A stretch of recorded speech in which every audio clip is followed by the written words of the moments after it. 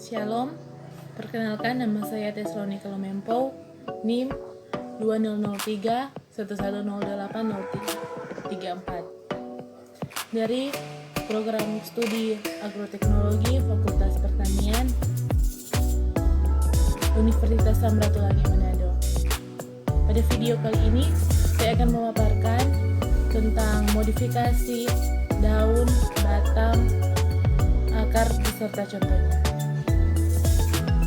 Modifikasi daun.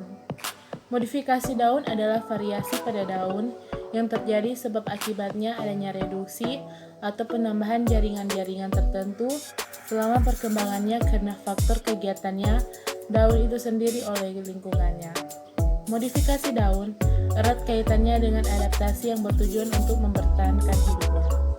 Contoh modifikasi daun. Pertama, kladofil atau cladodium, bagian dari batang dengan bentuk dan fungsi seperti daun. Contoh pada tanaman kaktus duri centong dan beberapa anggota Euphorbiaceae. Kedua, Phyllodium phyllodio, tangkai daun yang melebar menyerupai helaian daun. Contoh pada daun formis. Ketiga, Ompilapis, contohnya Allium cepa. Keempat, sulur, contohnya pada Passiflora sp. Kelima, spin atau duri, contoh Rosa sp. Keenam, kantung, contoh kantung semar. 2. Modifikasi batang. Modifikasi batang adalah bagian tumbuhan yang sangat penting bagi tumbuhan yang berada di atas permukaan tanah. Contoh modifikasi batang. Pertama, di bawah permukaan tanah terbagi menjadi 4, yaitu pertama, rizoma atau akar rimpang, contoh jahe. Kedua, tuber atau umbi, contoh kentang. Ketiga, bulbis atau umbi lapis, contoh bawang. Keempat, cormus, contoh gladiolus atau ganyong. Di permukaan tanah terbagi menjadi 2, yaitu pertama, stolon atau geragi atau runner, contohnya rumput toki dan semanggi. Kedua, offset atau geragi air, contoh teratai.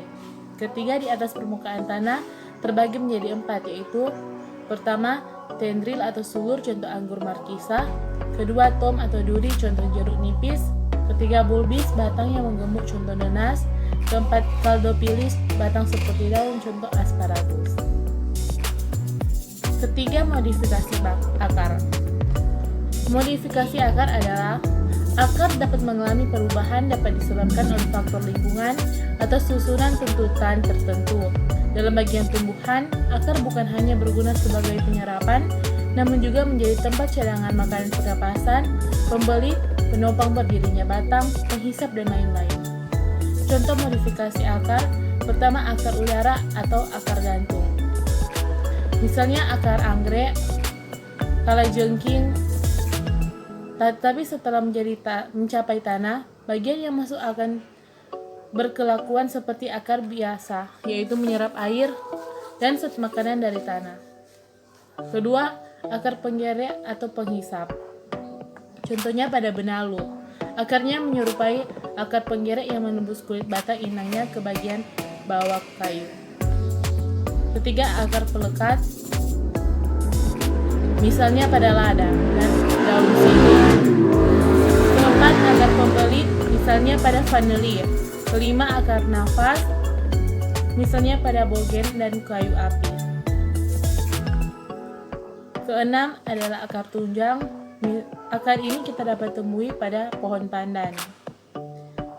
Ketujuh, akar lutut yang dapat kita temui di pohon tancap.